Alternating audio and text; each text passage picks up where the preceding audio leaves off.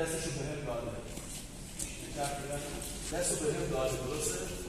من اینجا یه دستو چی میتونم بهش بزنم. دستو 1 2 انجام میگیرم. کسی انجام نگیره ها. نگاه کن، از اینجا میگیرم. آره با این حالت. بعد میکشی رو به داخل.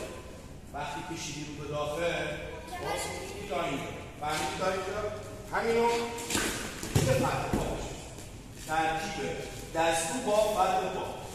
بهش میگن فنون ترکیبی. این یادتون باشه. چی شد؟ فنون ترکیبی. حالا یه بار دیگه نگاه کن.